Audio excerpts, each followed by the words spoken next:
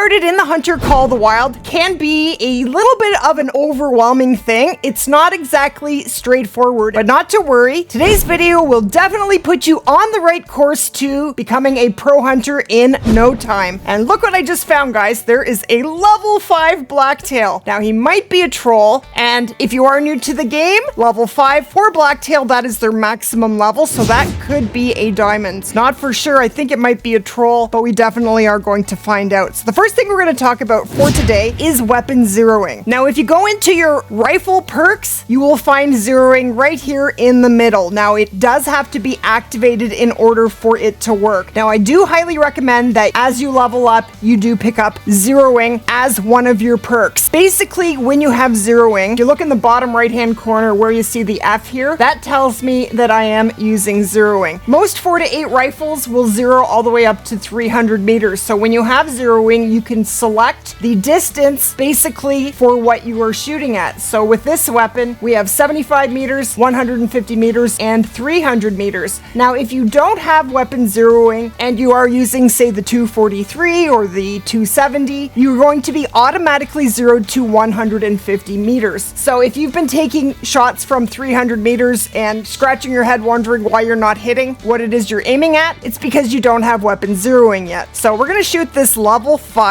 blacktail right here. He's almost 300 meters away. So what I'm gonna do is I'm going to set my zeroing for 300 meters. Now, in a moment, I'm actually gonna take you to the firing range and show you what happens when you have different weapon zeroing selected, where you are going to hit the target. So he's 274 meters out. I'm zeroed for 300, and we are going to aim right behind the shoulder blade. Now, if I were zeroed here to 150 meters, I would probably either hit too low or underneath this blacktail. And if I set it for 75, I definitely wouldn't hit him at all. But we're gonna aim for 300, and here we go.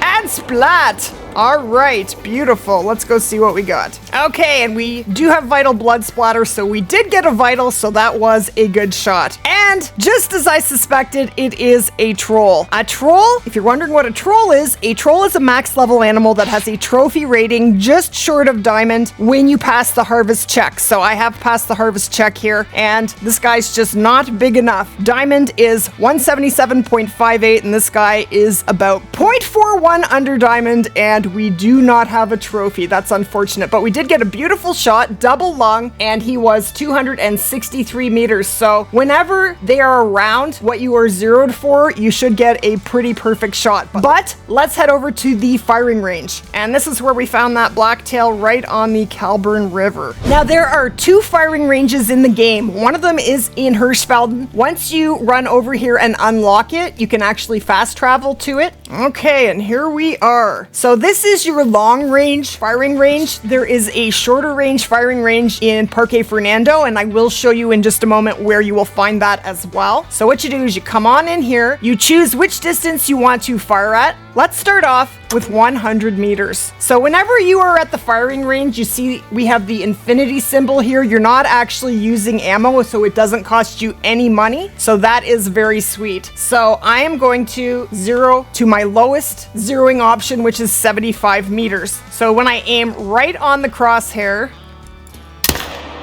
it's just about perfect. That target is 100 meters away, so the difference is just negligible. Now let's change that to 200 meters. Now when I zero to 150 meters, again, almost perfect. Now, if I were to leave my weapon at 75 meters and aim at a target that is 200 meters away, this is what's gonna happen.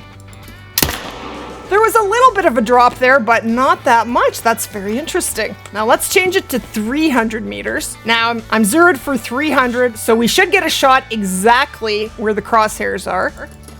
And we did. Now, if I were zeroed to 150 with a target that's 300 meters away, there is a big difference there. So if you have been playing without zeroing and you have been shooting at things too far away, this is why.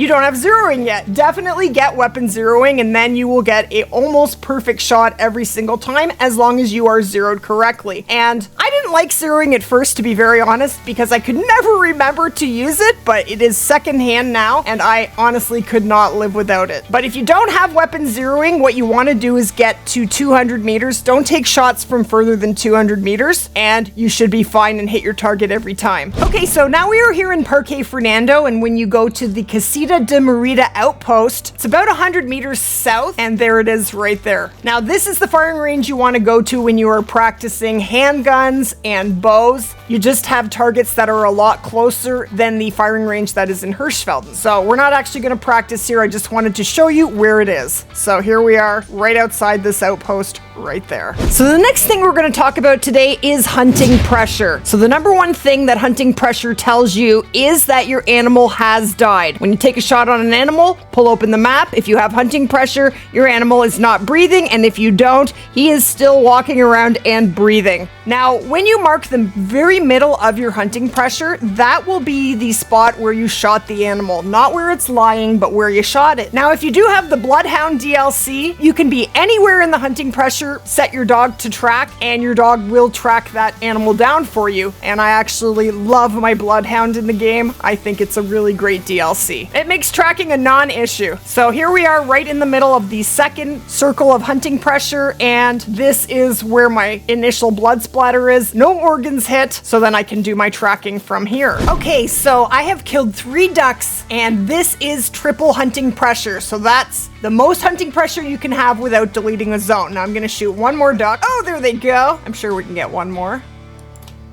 Yep, we did it. So that is 4-tier hunting pressure, and that will blow out any zones that would have been under any part of this hunting pressure. Now, to get rid of hunting pressure, all you have to do is create hunting pressure somewhere else. The more hunting pressure you create, killing other animals in other parts of the map, slowly this hunting pressure will get lighter and lighter, and it will disappear over time. But once you have hunting pressure on the map, it will always be on the map. It will just move from location to location, and that is how hunting pressure works. If you do have more questions about hunting pressure, definitely leave them in the comments below. And also let me know what level you are in the game and how long you've been playing. Okay, so now what we're going to talk about is how to get around in the game, the proper way of traveling. Now, I do a lot of running in the game, and yes, you can spook things when you run, but if you were to literally walk around the entire map, you would never get anywhere. And what you really want to do is cover a lot of ground, and I tend to hunt around the different lakes, because most animals in the game do drink.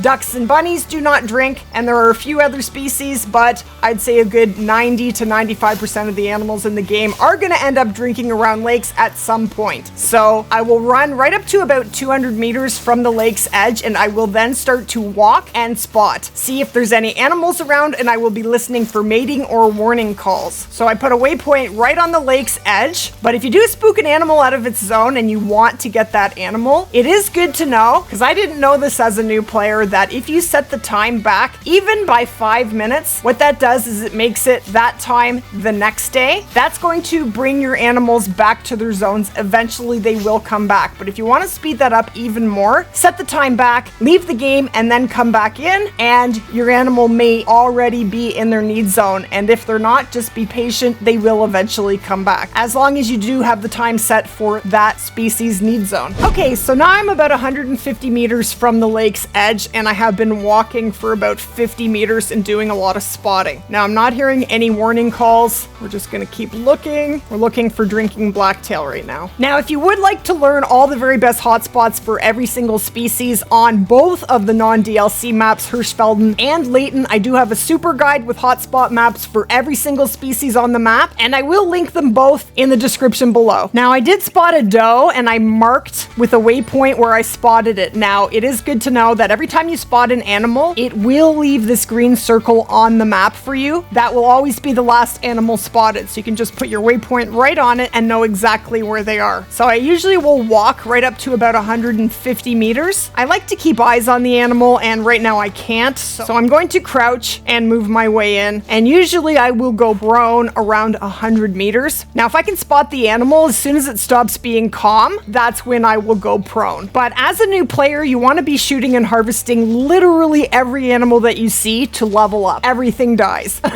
Some things are going to be better for cash than others, but even, I think this was just a black-tailed doe. She's good for cash too. Now, females, they're a little slower to notice that you're there than males. Males are a little smarter on the uptake in the game. So there she is. So we will zero down to 75 meters and take her down.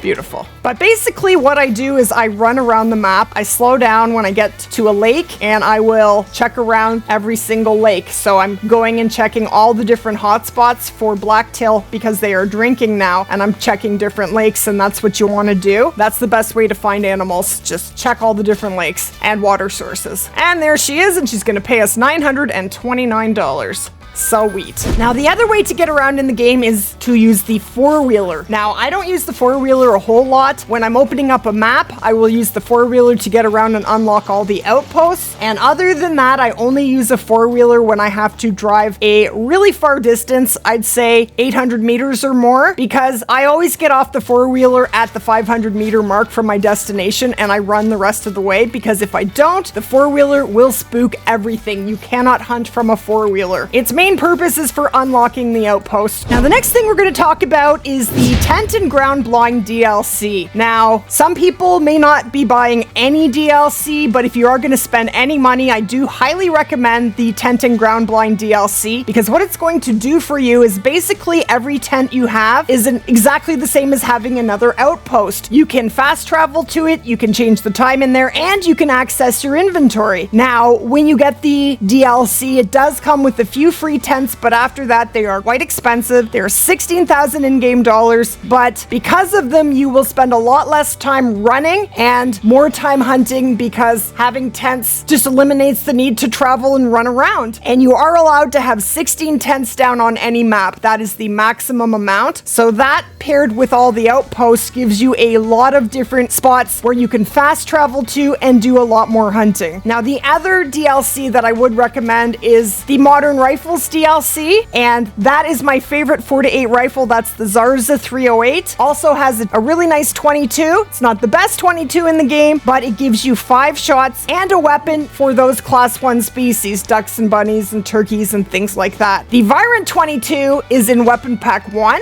and it has 10 shots. So if you're going to do a lot of shooting ducks out of the sky, I would recommend the Virant 22. But with the modern rifles DLC, all of them are really good weapons, and I think it's only $4. The DLCs are very, very inexpensive. Just a recommendation. Now, the last thing we're going to talk about for today's guide are backpacks. Now, when you go into the store, into consumables, you can purchase backpacks. And when you read about them, they do seem like they're a very good idea. This is the largest backpack. It is $20,000. You can't beat this large hunting backpack with plenty of room for all your equipment and ammunition. Why leave hunting gear behind when you can get it all in here? So when you wear this backpack, your additional carrying capacity is 9 kilograms. That's a lot. But because of that, you have an increased visibility of 5 and an increased noise of 7. And I actually used to wear a backpack as a new player, and when I ditched it and stopped using it was when I started to find diamonds. And running around and trophy hunting with the backpack on is a bad idea. If you just want to be setting up tents or setting up different equipment, that's totally fine. Use a backpack, but when you're actually trophy hunting, you don't want a backpack. There is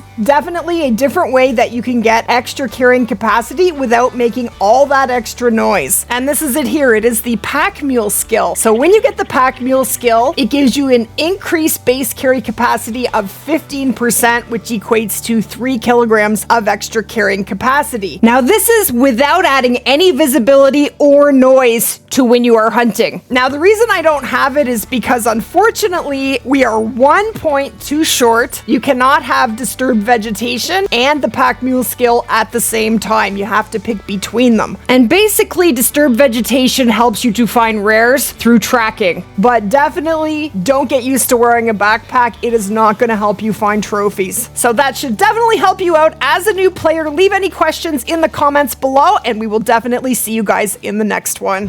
Click right here to access my beginner playlist with videos for everything you need to know to get started.